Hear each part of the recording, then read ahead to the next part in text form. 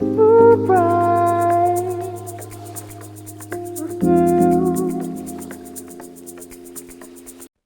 காலையில எழுந்து ரொம்ப அவசரமா வேலைக்கு கிளம்பிட்டு இருக்கீங்கன்னு வச்சுப்போம்.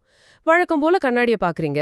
ம் அப்போ உங்க தலையில புதுசா ஒரு நரமுடி எட்டி பாக்குறதையோ, இல்லனா தலை சீவும் போது சீப்புல வழக்கத்தை விட கொஞ்சம் முடி அதிகமா உதிர்ந்து ஒட்டி இருக்கிறதையோ கவனிக்கிறீங்க. ஆமா. அது எல்லோருக்குமே நடக்கிற ஒரு விஷயம் தானே? கண்டிப்பா. உடனே உங்க மனசு என்ன நினைக்கும்? அவ்வளவுதான், வயசாயிடுச்சு. இல்லனா இது எங்க அப்பா தாத்தா கிட்ட இருந்து வந்த மரபணு பிரச்சனை. இதுக்கு நம்ம என்ன பண்ண முடியும்னு ஒரு பெருமூச்சு விடுவீங்க. சரியா? நிச்சயமா. மருத்துவ உலகமும் சரி, சுத்தி இருக்கிற சமூகமும் சரி, இத தான் பல காலமா திரும்ப திரும்ப நம்மகிட்ட சொல்லிட்டு இருக்காங்க. நாமும் அதை அப்படியே நம்பிட்டோம். ஆனா, இன்னைக்கு நாம பண்ண போற இந்த ஆழமான அலசல்ல, நாம இதுவரைக்கும் நம்பிட்டு இருந்த எல்லாத்தையுமே தலைகீழா புரட்டி போட போற ஒரு விஷயத்த பத்தி தான் பேச போறோம். அதாவது தி பிரிசர்வேஷன் ஆஃப் தி ஹேர் அப்படிங்கிற ஒரு வரலாற்று சிறப்பு மிக்க மிகவும் வித்தியாசமான ஆவணத்தை தான் இன்னைக்கு தேட போறோம். ஓ, அந்த ஆவணம். அது உண்மையிலேயே ரொம்ப ஆச்சரியமான ஒண்ணு. ஆமா. ஏன்னா இந்த ஆவணம் முடி கொட்டுறதுக்கும் நரைக்கிறதுக்கும் வயசாகிறதோ இல்ல மரபணுவோ காரணமே இல்லைன்னு முற்றிலுமாக மறுக்குது. மாறா, இது நமது செரிமான அமைப்போட நேரடி விளைவுன்னு அடிச்சு சொல்லுது. உண்மைதான். இது ஒரு அதிர்ச்சியூற்ற அதே சமயம் மிகவும் சுவாரஸ்யமான கோணம் தான். உங்களைப் போலவே இதை கேட்கிற நேயர்களுக்கும் இது மிகப்பெரிய ஆச்சரியத்தை கொடுக்கலாம். கண்டிப்பா கொடுக்கும். ஏன்னா முடி உதிர்தல் அப்படிங்கிற ஒரு பிரச்சனையை தீர்க்க நவீன அறிவியல் இன்னும் பல வழிகள்ல திணறிட்டு தான் இருக்கு. சந்தையில ஆயிரக்கணக்கான முடி வளர்க்கும் எண்ணெய்களும் சிகிச்சைகளும் இருந்தாலும் ஒரு நிரந்தர தீர்வு இல்லேன்னு சொல்றீங்க. ஆமா, நிரந்தர தீர்வுங்கிறது இன்னும் எட்டாக்கனியாகவே இருக்குன்னு தான் இந்த ஆவணத்தோட ஆசிரியர் வாதிடுறாரு. இந்த ஆவணத்தோட அடிப்படை தத்துவமே என்னன்னா, முடிய நாம வெறும் அழகியல் சார்ந்த ஒரு விஷயமா, அதாவது ஒரு வெளிப்புற அலங்காரமா பாக்குறோம். சரியா சொன்னீங்க, அப்படி மட்டுமே பார்க்க பழகிட்டோம். ஆனா இயற்கை அப்படி படைக்கல. நமது உள்ளுறுப்புகளோட ஆரோக்கியம் எப்படி இருக்கு, உடலோட உட்புறம் எவ்வளோ சுத்தமா இருக்கு அப்படிங்கிறத காட்டுற ஒரு வெளிப்படையான கண்ணாடியாகத்தான் முடி செயல்படுதுன்னு இந்த ஆவணம் கூறுது. இதை கொஞ்சம் விரிவாக பார்ப்போம். முடி நரைப்பதும் கொட்டுவதும் வயதாவதற்கான அறிகுறி இல்லை, அது நமது செரிமான அமைப்பின் பிரச்சனைன்னு இந்த ஆவணம் கூறுவது கேட்பதற்கே மிகவும் வியப்பாக இருக்கு. உண்மைதான். அதுவும் நம்ம சாப்பிடுற உணவுக்கும் நம்ம தலையில இருக்கிற முடிக்கும் இவ்ளோ நேரடியான தொடர்பு இருக்கு அப்படிங்கிற வாதம் நவீன அறிவியலோட பார்வைக்கு முற்றிலும் முரணானதா தோணுது. சரி, முடி ஏன் கொட்டுதுன்னு அந்த அறிவியலுக்குள்ள போறதுக்கு முன்னாடி ஆவணத்தோட ஆசிரியர் ஒரு மிக முக்கியமான சற்றே கடுமையான சமூக விமர்சனத்தை முன்வைக்கிறாரு.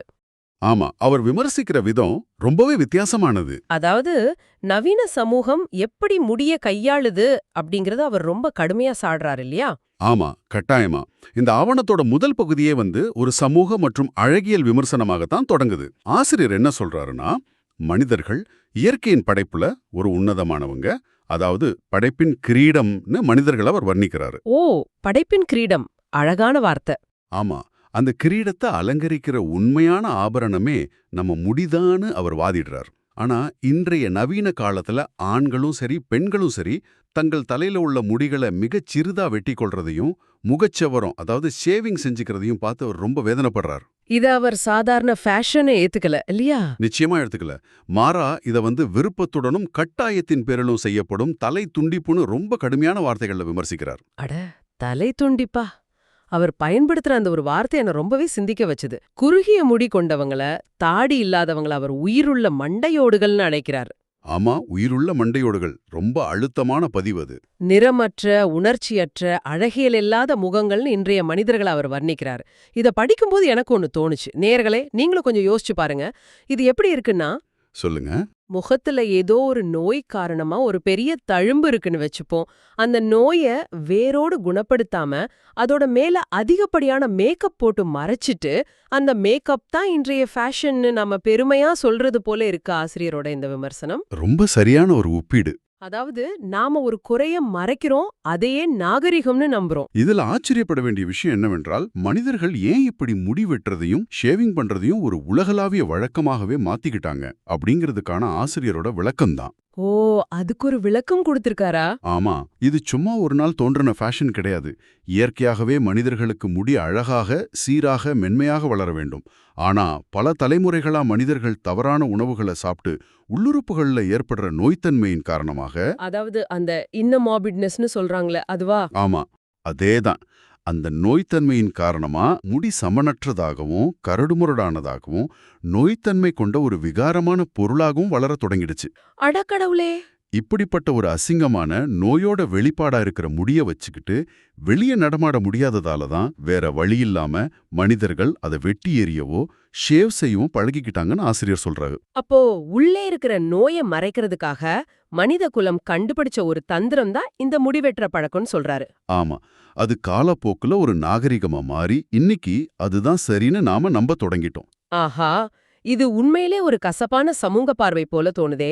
நேயர்களே, அடுத்த முறை நீங்க சலூன் போகும்போது உங்க முடி ஏன் வெட்டப்படுதுன்னு நீங்க ஒரு கணம் யோசிக்க நேரிடலாம். நிச்சயமா யோசிப்பாங்க. சரி, விகாரமான முடி உடலோட உள்நோயை காட்டுது அப்படிங்கறது ஆசிரியரோட வாதம்னா, முடிக்கும் உடலோட உள்ளுறுப்புகளுக்கும் உயிரியல் ரீதியா அப்படி என்னதான் தொடர்பு? இதுதான் நம்மள இந்த ஆவணத்தோட மிக முக்கியமான, அதே சமயம் மிகவும் விசித்திரமான ஒரு உயிரியல் கோட்பாட்டிற்கு இட்டுச் செல்லுது. இங்குதான் சுவாரஸ்யமே ஆரம்பமாகுது. ஆமா, இங்கிருந்து தான் அந்த ஆவணத்தோட மைய கருத்தே தொடங்குது. ஆசிரியர் முடிய வெறும் செல்கள் அடங்கிய ஒரு உயிரற்ற பொருளா பார்க்கல. முடிய உடலோட ஒரு வாசனை உறுப்புன்னும் வாயு புகை குழாயினும் வர்ணிக்கிறாரு. இது ரொம்ப புதுசா இருக்கு. மிகச்சரியான வார்த்தைகள்.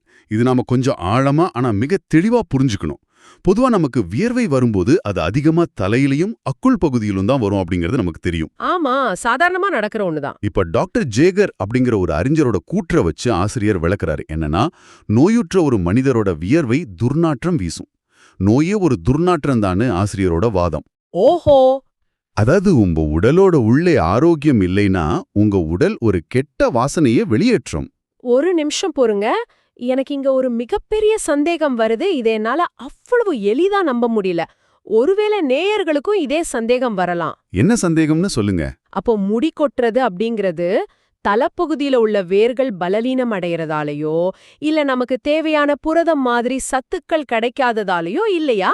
இல்ல, அவர் அப்படி நினைக்கல. மாறா, நமது வயித்துக்குள்ள உருவாகிற ஏதோ ஒரு வாயுவால முடிகள் மூச்சு திணறி சாகுதுன்னு ஆசிரியர் சொல்றாரா? இது ரொம்பவும் வித்தியாசமா இருக்கே. ஒரு வாயு எப்படி முடிய கொள்ள முடியும்? நீங்க கேக்குறது நியாயமான சந்தேகம்தான். வெளிப்படையா பார்க்கும்போது இது நம்ப முடியாத ஒன்னா தோணலாம். ஆனா ஆசிரியர் இத தன்னோட தத்துவத்தோட அடிப்படையில மிக தெளிவா விளக்குறாரு. நாம எப்படி இயங்குறோம் அப்படிங்கறத அவர் ஒரு இயந்திரத்தை போல பார்க்கறாரு. இயந்திரம் போலவா? எப்படி? மனிதனோட செரிமான உறுப்புகள்ல, குறிப்பா வயிற்றுல நாம சாப்பிடுற இயற்கைக்கு முரணான உணவுகள், அதாவது எளிதில் செரிக்காத மாமிசங்கள், அளவுக்கு அதிகமான மாவுச்சத்துக்கள் அதெல்லாம் தங்கிடுது. சரி. ஒரு குப்பை தொட்டில ஈரமா இருக்கிற உணவுகள் பல நாட்கள் கிடந்தா என்ன ஆகுமோ அதேதான் நமது வயிற்றுக்குள்ளும் நடக்குதுன்னு சொல்றாரு. காலப்போக்குல இந்த அதிகப்படியான உணவுகள் அழுகி புளித்துப் போய் ஒரு வகையான ரசாயன சிதைவுக்குள்ளாகுது. ஓ, அந்த ஃபெர்மெண்டேஷன் அண்ட் டீகேன்னு சொல்றாங்களே அது. கரெக்ட். இந்த அழுகும் செயல்முறை கடுமையான துர்நாற்றத்தை உருவாக்குற வாயுக்களை தொடர்ந்து உற்பத்தி பண்ணிட்டே இருக்கு. ஓ, அதாவது நமது வயிறு ஒரு குப்பை கிடங்கு போல மாறி அதிலிருந்து வாயுக்கள் உற்பத்தி ஆகுதுன்னு சொல்றீங்க. சரியா பிடிச்சிங்க. இயற்கையில முற்றிலும் ஆரோக்கியமான மனிதர்கள் பூக்களை போல நறுமணம் வீசணும்னு ஆசிரியர் ஆணித்தரமா நம்புறாரு. பழங்கால கவிஞர்கள் பெண்களோட கூந்தல பூக்களோட நறுமணத்தோட ஒப்பிடுறது சும்மா ஒரு கற்பனை கிடையாது. அதுதான் மனித உடலோட உண்மையான இயற்கையான நிலைன்னு சொல்றாரு. அப்போ அந்த நறுமணம் இப்போ ஏன் வீசுறதில்ல? ஏன்னா இன்னைக்கு மனிதர்கள் அப்படி மணக்கல. உள்ளுறுப்பு அழுகலால நோயுற்ற மனிதர்களோட உடலுக்குள்ள உருவாகிற அந்த துர்நாற்ற வாயுக்கள் உடலை விட்டு வெளியேற ஒரு வழி தேவையல்லவா? ஆமா, வெளியேறித்தானே ஆகணும். அறிவியல் படி வாயுகள் எப்போதுமே மேல் நோக்கித்தான் பயணிக்கும் இல்லையா?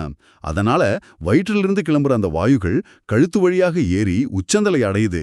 அந்த நச்சு வாயுக்களை உடலிலிருந்து வெளியேற்ற இயல்பான புகைக்குழாய்களாகவே நமது முடிகள் செயல்படுது அப்படிங்கிறது தான் அந்த ஆவணத்தோட ஆச்சரியமூட்டும் உயிரியல் கோட்பாடு. அட கடவுளே!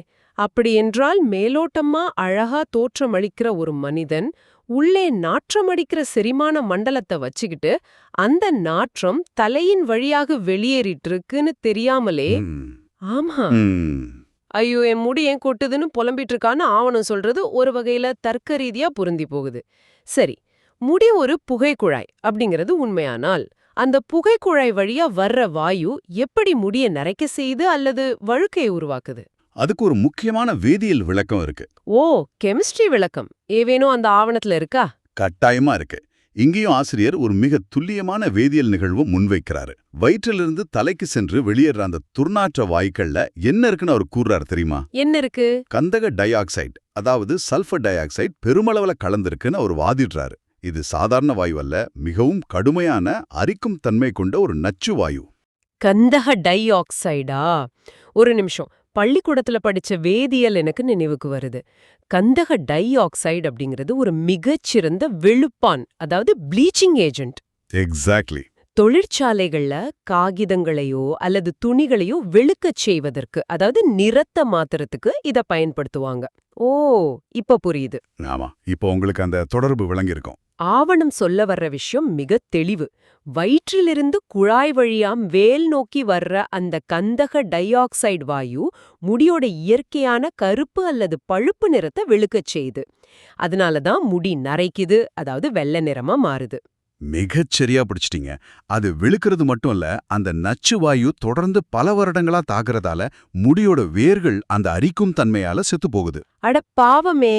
முடிகள் அதோட சேர்த்து அதோட வேர்களும் மூச்சு திணறி வெளுத்து போய் இறந்துடுது. இதுதான் முடி உதிர்வதற்கும் இறுதியில வழுக்கை விழுவதற்கும் உண்மையான காரணம் அப்படிங்கிறது ஆசிரியரோட உறுதியான வாதம். இது எனக்கு இன்னொரு சந்தேகத்தை ஏற்படுத்துது. கந்தக டை ஆக்சைடு ஒரு நச்சு வாயுவாச்சே, அது வயிற்றிலிருந்து தலைக்குச் சென்றால் முடி கொட்டுறதுக்கு முன்பாகே மனிதன் மயங்கி விழுந்து விட மாட்டானா? ஆசிரியர் இதுக்கு எப்படி விளக்கம் அளிக்கிறாரு? இது ஒரு அருமையான கேள்வி. இது ஒரே நாள்ல நடக்கிற ஒரு விஷயம் கிடையாது. நீங்க ஒரு பெரிய தொழிற்சாலையில் இருக்கிற கந்தக டை ஆக்சைடை சுவாசிச்சா உடனடியா மயங்கி விழுவீங்க. ஆனா இங்க நடக்கிறது மிகவும் மெதுவான ஒரு செயல்முறை. ஓ, கொஞ்சம் கொஞ்சமா நடக்குதுன்னு சொல்றீங்க. ஆமா, உங்க வயிற்றுல தினமும் நடக்கிற செரிமான கோளாறுகளால மிகச்சிறிய அளவுல இந்த வாயு தொடர்ந்து பல வருடங்களா உங்க உடலுக்குள்ள ஊடுருவி வெளியேறிட்டே இருக்கு. இது ஒரு மெதுவான விஷம் போல வேலை செய்யுது. ஸ்லோ பாய்சனிங் மாதிரி. அதேதான். நீங்க உடனே மயங்கி விழ மாட்டீங்க, ஆனா உங்க உடலோட மிக மென்மையான பகுதியான முடியோட வேர்கள் முதல்ல பாதிக்கப்பட்டு இறந்துடுது. இதன் உண்மையான அர்த்தம் என்ன? நேர்களே, ஒரு நிமிஷம் இது உங்க சொந்த வாழ்க்கையோட பொருத்தி பாருங்க. நாம எல்லாரும் சந்தையில கிடைக்கிற விலை உயர்ந்த ஹேர் டானிக்களையும் விளம்பரங்கள்ல வர்ற ஷாம்பூகளையும் எண்ணெய்களையும் வாங்கி தலையில தேய்ச்சிட்டு இருக்கோம். ஆமா, பல ஆயிரம் ரூபாய்களை இதற்காக செலவழிக்கிறோம். ஆனா இந்த ஆவணத்தின்படி பார்த்தா, நீங்க வெளியில தலையில தேய்க்கிற எந்த ஒரு ரசாயனங்களோ அல்லது அழகு சாதன பொருட்களோ உங்க பணத்தை வீணாக்குறத தவிர வேற எதையும் செய்ய போறதில்ல. ஏன்னா ஒரு புதிய முடிய கூட அவையால வளர்க்க முடியாது. கண்டிப்பா முடியாது. பிரச்சனை உங்க தலையில இல்ல, பிரச்சனை நமது வயிற்றுல இருக்கு. ஆணிவேர் அங்குதான் அழுகிட்டு இருக்கு. இத ஒரு பரந்த கண்ணோட்டத்துல பார்த்தா, இந்த ஆவணம் முடி உதிர்தலை தாண்டி ஒட்டுமொத்த மனித ஆரோக்கியத்தை பற்றிய ஒரு பிரம்மாண்டமான தத்துவத்தை முன்வைக்குது.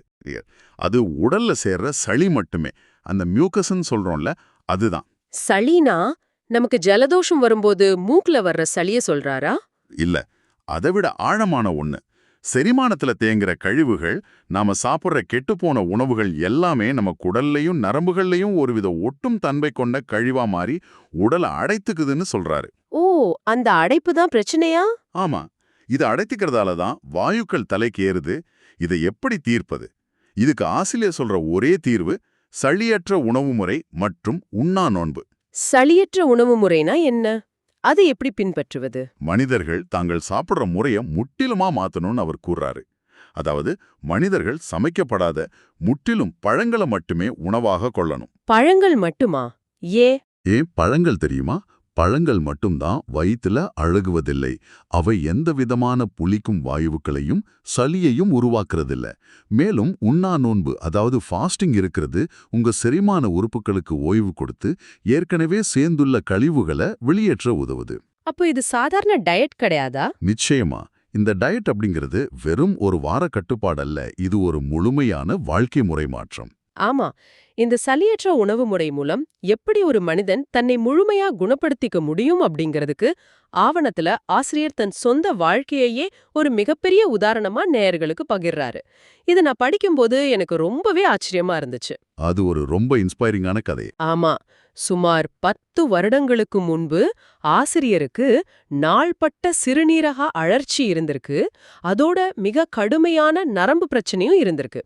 இதன் விளைவா அவரோட முடி முழுவதும் நரைத்து கொட்டி அவர் கிட்டத்தட்ட ஒரு வழுக்கை தலையோட தான் இருந்திருக்காரு. ம் மருத்துவ உலகம் அவரை கைவிட்ட நிலையில அவர் இந்த சளியற்ற உணவு முறை அப்படிங்கிற முற்றிலும் பழங்களை மட்டுமே சாப்பிடுற டயட்டை தீவிரமா பின்பற்றியிருக்காரு. அதோட முடிவு என்னாச்சுன்னு சொல்லுங்க. அதுதான் இங்க மிக முக்கியமான கட்டம். ஆச்சரியப்பட தயாராகுங்க. அவர் தொடர்ந்து பழங்களை மட்டுமே சாப்பிட்ட பிறகு அவரோட சிறுநீரக நோய் முழுமையாக குணமாச்சு. ஆனா அது மட்டும் நடக்கல. ஆச்சரியப்படும் விதமா அவரோட நரைமுடி கொஞ்சம் கொஞ்சமா மறைஞ்சு அவருக்கு கொட்டிய முடிகள் மீண்டும் மிக அடர்த்தியாக கருமையாக வளரத் தொடங்கிடுச்சுன்னு அவர் பதிவு செய்றாரு. ரொம்ப பிரமாதமான விஷயம் இது. அதாவது தனது வழுக்கையை அவர் உள்ளிருந்து குணப்படுத்தியிருக்காரு. இது வழுக்கைய மட்டும் குணப்படுறதில்லை அப்படிங்கிறதுக்கும் ஆவணத்துல இன்னொரு சுவாரஸ்யமான சான்று இருக்கு. இந்த உணவு முறை எப்படி முடிகளை தாண்டி ஒரு மனிதனோட மொத்த அமைப்பையே, ஏன் அவரோட திறமையை கூட மாற்றி அமைக்குது அப்படிங்கிறதுக்கு ஒரு அருமையான உதாரணம் இருக்கு. ஓ, இப்போ முடி பிரச்சனைய ஒரு ஓரமா வைப்போம். நேர்களே, நீங்க ஒரு பாடகர்னு வச்சுப்போம். உங்க குரல் வளம் உங்க செரிமானத்தோடு தொடர்புடையதுன்னு சொன்னா நம்புவீங்களா? அந்த உதாரணத்தை சொல்லுங்க. ராயல் பவேரியன் சேம்பர் பாடகரான ஹெயின்ரிச் கினோட் அப்படிங்கிறவரோட உதாரணத்தை ஆசிரியர் முன்வைக்கிறார். ஹெயின்ரிச் கினோட் மிகச்சிறந்த பாடகர். அவர் இந்த சளியற்ற உணவு முறையை பின்பற்றத் தொடங்கினாரு. ரைட். அவரோட குரல் வளையில படிந்திருந்த சளிக்கழிவுகள் இந்த உணவு முறையால முற்றிலுமா நீங்கிச்சு. அதன் பிறகு அவரோட குரல் வளம் எவ்வளவு அபாரமாக மிக தெளிவா மேம்பட்டதுன்னா ஒட்டுமொத்த இசை உலகமே அதை பார்த்து வியந்து நின்னுதான். வயிறும் முடியும் சம்பந்தப்பட்டிருக்குன்றதால தான் ஒரு வாரம் நம்பலாம். ஆனா வயிறும் குரல் வளையுமா? இது உண்மையிலேயே ஆச்சரியம்தான். அது மட்டுமல்ல, மனிதர்களுக்கு ஏற்படுற மலட்டுத்தன்மை மற்றும் ஆண்மை குறைவு போன்ற பல பிரச்சனைகளுக்கும் மக்கள் இன்னைக்கு பல மருந்துகளை நாடி ஆயிரக்கணக்கில் பணத்தை வீணாக்கி கொண்டிருக்காங்க. ஆனா இவை அனைத்துக்கும் காரணம் உடல்ல உள்ள சளி அடைப்புதான்னும் இந்த சளியற்ற உணவு முறை ஒன்றே இதற்கு இறுதியான தீர்வுன்னும் ஆவணம் அடிச்சு கூறுது. நினைத்து பார்க்கவே பிரமிப்பா இருக்கு. நாம இதுவரைக்கும் என்ன பார்த்தோன்னு ஒரு சிறு சுருக்கத்தை பார்த்து விடலாம். இன்றைய சமூகம் முகச்சவரம் செஞ்சு முடி வெட்டுறத உயிருள்ள மண்டை ஓடுகள்னு ஒரு கடுமையான சமூக விமர்சனமா தொடங்குனாரு ஆசிரியர். ஆமா, நமது முடிய வெறும் அழகியல் பொருளா பார்க்காம உடலோட கழிவுகளை வெளியேத்துற ஒரு வாயு புகைக்குழாயா பார்த்தாரு. கந்தக டை ஆக்சைடு எப்படி முடிய விழுக்கிறது அப்படிங்கறத விளக்கினாரு. உண்மைதான். இறுதியில வழுக்கை, நரைமுடி, சிறுநீரக நோய், ஏன் ஒரு பாடகரின் குரல் வளம் வரை அனைத்தையும் பழங்களை மட்டுமே சாப்பிடுற சளியற்ற உணவு முறை மூலம் குணப்படுத்த முடியும் அப்படிங்கிற இந்த நூலாசிரியரின் பயணம் நவீன அறிவியலுக்கு அப்பாற்பட்ட ஆனா முற்றிலும் நம்ப முடியாத ஒரு வரலாற்று பதிவு. நிச்சயமா. இந்த ஆவணம் அது மருத்துவ ரீதியா இன்னைக்கு 100% நிரூபிக்கப்பட்டதா இல்லையா அப்படிங்கறத தாண்டி நமக்கு சொல்லும் அடிப்படை செய்தி மிக தெளிவானது. இயற்கைக்கு திரும்பச் செல்லுங்கள். அருமையான ஒரு மெசேஜ். நமது உடலோட ஒவ்வொரு வெளிப்பாடும், அது முடி கொட்டுறதா இருந்தாலும் சரி, நரைக்கிறதா இருந்தாலும் சரி, அது நம் உடலோட உள் உறுப்புகள் நம்ம கிட்ட ஏதோ ஒரு பிரச்சனையை சொல்ல முயற்சிக்கிற ஒரு மொழி. அந்த மொழியை புரிஞ்சு கொண்டு நமது செரிமான அமைப்பை சுத்தமா வச்சுக்கிட்டா நோயற்ற வாழ்க்கையை வாழ முடியும் அப்படிங்கறது தான் இந்த ஆவணத்தோட மைய கருத்து. நாம இப்போ இந்த ஆழமான அலசலோட இறுதிக்கு வந்துட்டோம். ஆனா இத முடிப்பதற்கு முன் உங்களுக்கு ஒரு சிந்தனையை விட்டு செல்ல விரும்ப. தொடக்கத்துல நான் சொன்ன அந்த உயிருள்ள மண்டையோடுகள் அப்படிங்கிற வார்த்தைய மீண்டும் நினைத்து பாருங்க. அடுத்த முறை நீங்க முடித்திருத்தகம் செல்லும் போதோ அல்லது கண்ணாடியில புதிய நரைமுடிய பார்க்கும்போதோ நீங்க உங்களை ஒரு உயிருள்ள மண்டையோடா மாத்திக்கிட்டு இருக்கீங்களா அல்லது உங்களை உள்ளிருந்து சுத்தப்படுத்திக்க வேண்டிய நேரம் வந்துடுச்சான்னு ஒரு கணம் சிந்தித்து பாருங்க. கண்டிப்பா யோசிக்க வேண்டிய விஷயம். அது மட்டுமல்ல, உடலோட செரிமானமும் நாம சாப்பிடுற உணவும் நமது முடியோட நிறத்தையும் குரல் வளையையும் இந்த ஆவணம் சொல்றது போல அடிப்படையிலேயே மாற்றி வைக்கக்கூடியவைனா இன்னைக்கு நாம எல்லாம் மரபணுக்கள்னு சாதாரணமா நினைச்சுக்கிட்டு இருக்கிற பல உடல் மாற்றங்களுக்கும் நவீன உலகத்துல நாம அன்றாடம் சாப்பிடுற பதப்படுத்தப்பட்ட உணவுகளோட ரசாயன கலவைக்கும் இடையே இதுவரை கண்டறியப்படாத வேற ஏதேனும் ரகசிய தொடர்பு இருக்குமோ? இது ரொம்ப ஆழமான ஒரு கேள்வி. மரபணுன்னு நாம பழி போடுற பல விஷயங்கள் உண்மையில நாம் உண்ணும் உணவோட ரசாயன விளைவாவே இருக்குமோ? இது நீங்க தனியா சிந்தித்து பார்க்க வேண்டிய ஒரு மிகச் சுவாரஸ்யமான கேள்வி. மீண்டும் அடுத்த தேடலில் சந்திப்போம்.